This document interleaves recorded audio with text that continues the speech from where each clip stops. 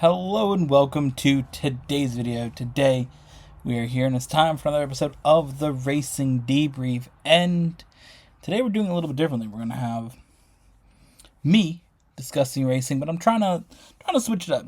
I've been thinking about trying recording in the moment, right when the racing's done, instead of waiting till Sunday night. So we're trying that a little bit different here. I'm gonna try to do that next week as well, because next we're going to have F1, IndyCar, and NASCAR. So, trying to do all three of those, in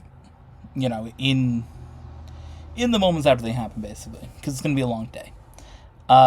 So, start with F1, of course. Bruh. Incheon, come here. You want to leave, but I want you to be here. Come say hi to the camera. Tell everybody hi. This is Incheon. This is my cat. He loves being on camera, I think. Maybe. Okay, go back over here. Oh, in the background, we do have a new die-cast car shelf. Look at that. Incheon's pointing out to you guys, so that's cool. Little reflection on it from the flag on the door, but it's cool. We got some good cars in there. We got basically all those that have videos on throughout the years. We got the Ty Gibbs 2021 Interstate Batteries throwback. Kevin Harvick Busch Series Reese's car. It's got to be 2006. We got Ty Gibbs unsponsored race win car from Charlotte in 2021. We got the Haley Deegan number 1 Totter truck. That was her rookie year in 2021. We got the Kyle Busch Twix race win. I believe that was Texas. Then we got a David Reagan number 6 car tomorrow. We got the Dale Jr. 88 Mountain Dew kind of throwback, I guess. Back when throwbacks weren't very common, but we do got a throwback. We got Tony Stewart Home Depot Pontiac from 2000, and then we got the Kevin Harvick Goodwrench Now Sells Tires number 29. That's what we got in there. We do have one open spot because we should have a new Ty Gibbs car coming. The Interstate Batteries Black car from last season. So that will go in the other shelf here. So I'll move some cars around. But, yeah, back to the actual racing. Thanks to Incheon for distracting me wherever he went. So we got NASCAR to discuss later. But right now, F1. So, Imola, Emilia-Romagna Grand Prix. We did not get to see that race last year due to the flooding that took place in the Emilia-Romagna region basically that weekend. So, didn't get to see the race there, but this week it was back. So, it's always cool to see those traditional tracks come back. I mean, that track's on the calendar for next year as well, which is good. But hopefully it's something that we see stay around for quite a while. It's nice to have those traditional circuits, the race tracks that are proper race tracks in these countries that have hosted races forever, or just are, a normal circuit, not a street circuit or a flat parking lot, essentially. Massive runoffs and all that stuff. That's not the most fun. So seeing this, where you're one mistake, you're in a gravel trap, and to see them actually bring back some gravel traps is quite cool, because I think racing's gone in the direction of losing gravel traps and more paved areas. So to see them reverse that is quite cool. It's just nice to see the gravel areas really punish mistakes. I was watching actually the other day on YouTube it was a NASCAR race from Watkins Glen 2007. I watched the replay of that on NASCAR Classics YouTube channel. And Watkins Glen back then had a lot of gravel compared to now, where it's just complete runoffs. So it's just interesting to sort of see that change. So it'd be nice to see tracks go back to more gravel like they have done at Imola. There's a few spots that have it that didn't have it. Some areas where they moved it closer to the track. So that's cool. I think, what's it, Red Bull Ring supposed to have gravel come back this year? I think it's coming back. If not next year, one of the two. But yeah, it's just cool to see that sort of thing. So the race overall, I didn't get to watch practice. It didn't really cross my mind. I haven't really watched F1 practice in a while. Qualifying yesterday, I think I woke up and it was already done. But Red Bull struggled a little bit. Max struggled a little bit throughout the weekend. He did get the pole, but actually the pole where he tied Ayrton Senna for having the most poles in a row with 8. So that's impressive. Very cool to see Max do that. Or at least know that he did it. I didn't get to watch it. But again, Max doing that's very cool. The race itself, Imola is one of those tracks that, again, is great to have on the schedule, but is a little difficult to pass on, doesn't always provide the most exciting racing. I felt like this race in general, it was a bit whatever, to be fair. I think it's been like most F1 races this year. I mean, there hasn't been one that really stands out as that was amazing. I think this one at Imola was solid again. Seeing them race on a normal track is cool. After seeing a lot of the tracks they've raced so far this year. But I think that, towards the end, Lando catching up to Max, that was quite interesting. Could Lando pass Max at the end? That part was unique. We hadn't seen that in a while.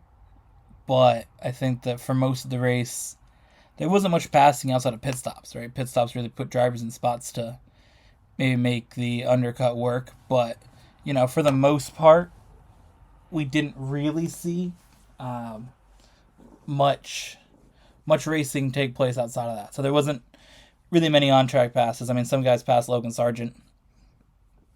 I've never seen those replays, but for the most part, there wasn't the most action. So, it was whatever. I mean, Imola, again, it's a cool track. I definitely like watching it.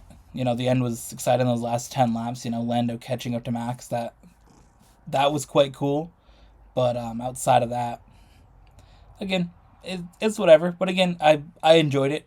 Definitely liked the race. Did you like it? Oh, you were sleeping. You weren't even near where the TV was on. We had the TV on in another room, dude. You missed it. Where do you want to go? That way? Okay. Yeah, so we'll talk a little bit about the truck race for NASCAR. Again, we're not going to dive into it. But, again, it's been wild floodings yesterday because it's supposed to be, or when I'm recording it, of course, yesterday. Saturday was, supposed to be the truck race. Got the first stage in.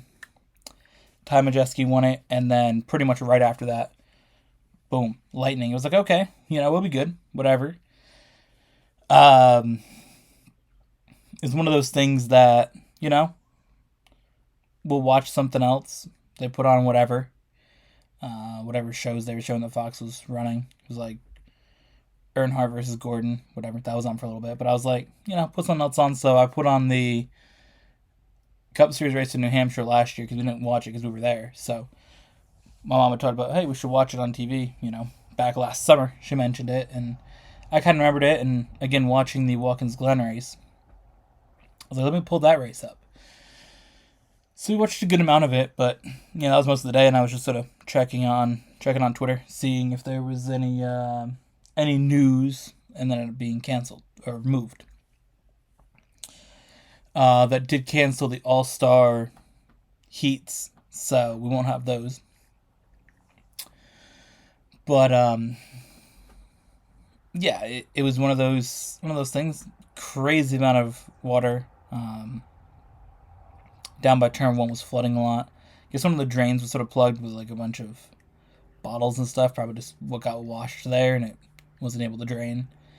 I also would imagine the track being downhill, that area probably collects a lot of water, I would imagine, because again, a lot of the tracks now that are built are flat, but that being an old track, it was built a little different downhill and uphill, which I believe was not on purpose when it was built like that back in the 40s. Um, but yeah, so they have that characteristic to it. So being downhill, I'm sure helped collect the water there. So they moved a lot of the cars and trucks and everything out of the way. But yeah, I mean, overall, I think North Wilkesboro was a solid truck race.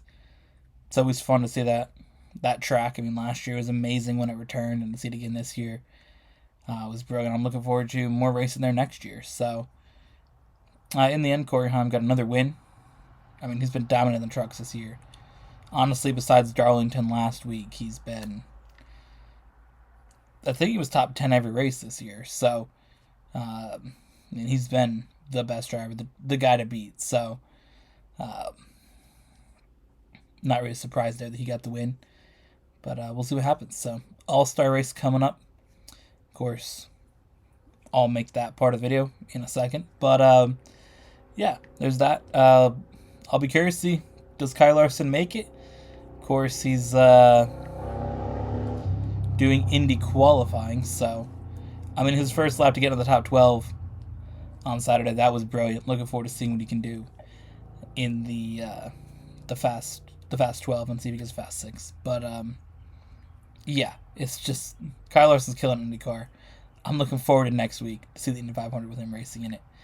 But now we're gonna cut forward to me in a few hours talking about the All-Star Open and the All-Star Race. All right, North Wilkesboro All-Star Race. Where do we begin? So first of all, we had the Open, pretty much just dominant by Ty Gibbs. I mean, he led the whole thing. So that was cool to see, obviously. I don't really know anything else to say on the Open, to be fair. I mean, the guys you'd expect to be at the front were at the front. Ty Gibbs, Alex Bowman, Bubba Wallace. Bubba Wallace being the driver to get through. Again, you'd expect those drivers to be the ones towards the front, and they were. Noah Gragson got the fan vote for some reason. I don't really know why he's so popular, but I guess he is. So, been unfortunate to see him get it, especially with Justin Haley and Carson Osavar putting a lot of effort to get that fan vote. With campaigns and stuff. So it's a bit unfortunate to see that didn't amount to them, winning it. I thought Hocevar was going to win it. So to see Gregson win, I was like, bruh, there's no way. But, whatever, I guess. So the actual race itself, Joe Logano dominated the whole thing. He led all but one lap. Pretty sure it's Christopher Bell that had one when they were battling. I think overall the tire part of it is an interesting discussion. Again, as we typically have. The two compounds didn't necessarily differentiate as much as I think everybody would have liked to have seen. As fans and, from the standpoint of what Goodyear brought, I'm sure for NASCAR wasn't what they wanted to see. With the tires, I think that with the soft tire compared to the normal tire, I think that you wanted to see more fall off and have a balance in that, but that the softer tire just held up a little bit more than I think you wanted to see. And again, I don't think it was the track being new, because you did see him move around lines, and the track should take rubber pretty well, and did, especially from what we've seen on Friday in practice. We didn't get to see much more running. It would have been interesting to see how it worked in the heat races, but we didn't get those due to all the rain and the flooding. But yeah, I think the track took the rubber. I just feel like it didn't do as much as we probably wanted to see from the cars and from the tires and whatever you were expecting to see in the race. I think that that was unfortunate. Again, I think it was better than last year's All-Star race. Last year didn't provide much action at all. We had a lot of just run right along the bottom. This year, I think that it was better, but I think there's room for improvement. And I don't know if we need to have a bigger gap between the tires. So I think different compounds is an interesting route to go. Of course, we see that in IndyCar. We see that in Formula One. Different compounds. I think that you got to come up with a certain rule set to make it work. Because if you don't, everybody's going to say this one tire, right? I think that is the one thing I think they could have done to spice up the race, is you have to run both. I think just saying run whatever one you feel like just puts everybody in the same tire, because by the end everybody's on the soft. So, if you do something like a Formula One style rule where you have to run both compounds, and I believe IndyCar has that as well. I think that could have helped the excitement in the race, right? Because I think that Joe Logano just realized I can go almost 100 laps on soft tires.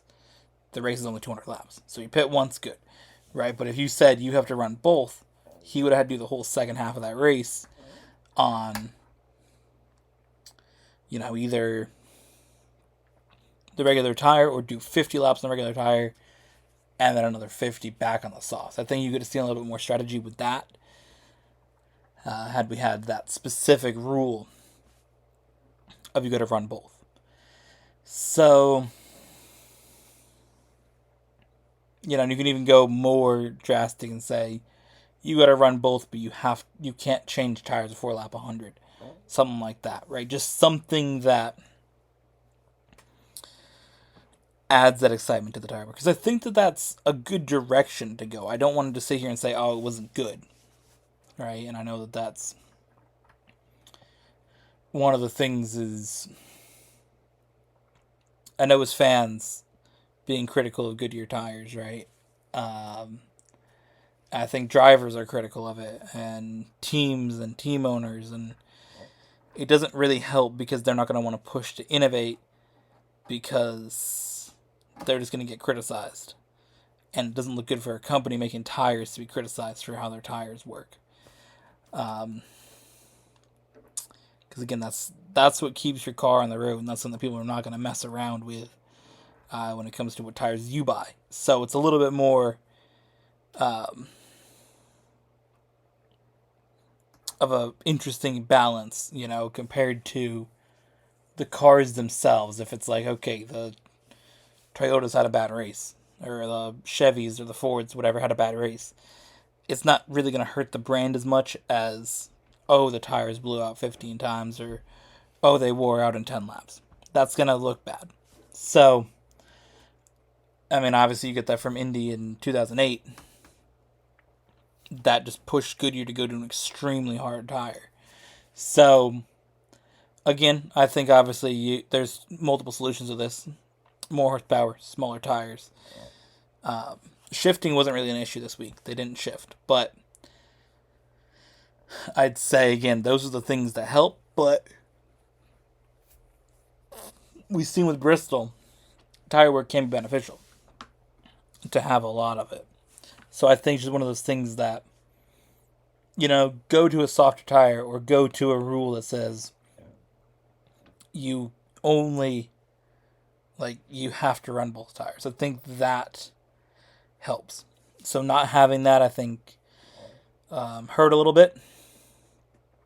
Overall, the race was decent. I would have liked to see somebody go up there and challenge Joey Logano, but it was a little hard to pass, and especially, he's just on those soft tires the whole time. And he had Ryan Blaney behind him for a little bit, who's not going to go up there and try to challenge him. He typically seems to just not challenge Joey Logano ever. So he was there for a little bit. Chris Bell sent it. Almost got it to work, but couldn't make a stick. Hamlin almost got it there. Larson was getting close towards the end after flying in from Indy. They pushed back the start of the race to 8:30 so you could get there.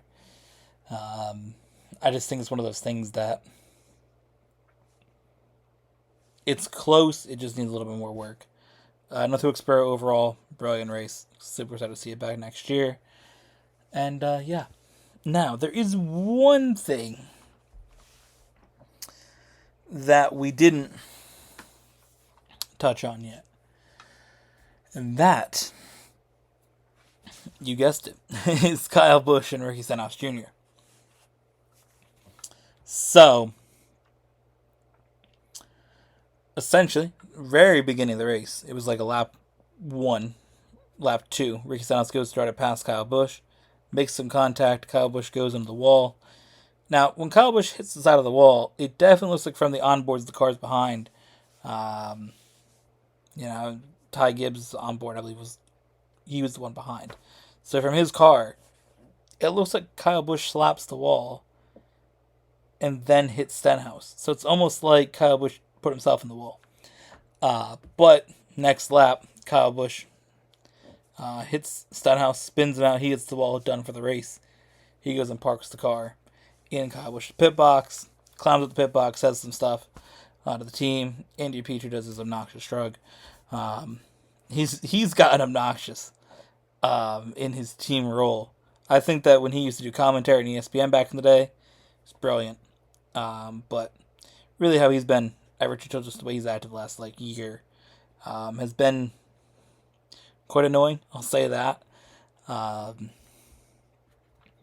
Between how he handled things with Austin Hill and Sheldon Creed in the Xfinity Series, the way he went on Fox and just obsessed about Austin Hill for an entire race. And it just adds to how he's been a little obnoxious. But either way, that's not the main thing we're here. Talk about Andy Petrie. I'm good on that. Ricky Stenhouse basically in his interview after he got out of the infield care center says, Richard's going to need to hold my watch. Which, okay, that seems like a reference to, Richard Childress and Kyle Busch fighting years ago. So it's like, okay, whatever.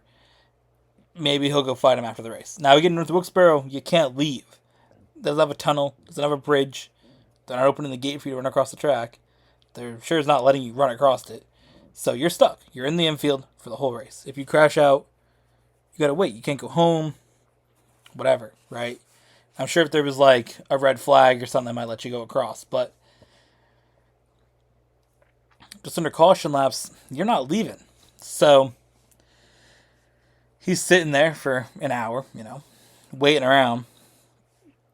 Now, I've seen it on X that he had, in a video, he was like, asked, what are you going to do? And he said, you'll see. So it seemed like, okay, maybe he's going to fight. But again, is he really going through this clink of talk? So Joe Logano is doing his interview, and it cuts to them fighting. Now, I had a video to go record, so I told my mom, I'm like, let me know if anybody starts fighting. So I'm off, went to my room, went to the bathroom, and she's like, they're fighting. I was like, oh boy. So got out of the bathroom, went back to the TV and backed it up. I'm like, oh, they're actually going at it. I mean, Ricky Stenhouse punched Kyle Busch in the face. You had the whole teams going at it. There's one guy from Kyle Busch's team just pushing people back from Stenhouse's team. Kyle Busch punches Ricky Stenhouse dad in the face. They're going at it. I mean, that's going to be all the marketing stuff for sure. NASCAR's loving it. I mean, the fans going wild online. That's all the discussion is. I thought it was brilliant. We haven't had a fight, a proper fight like that. It feels like in a long time that we've had, really everybody going at it, right? That goes up there, Brad Keselowski and Jeff Gordon, 2014 at Texas. Jeff Gordon and Clint Boyer, Phoenix, right? It's in that group where it's those fights. I'm trying to think what have we had since those, since 2014 Texas.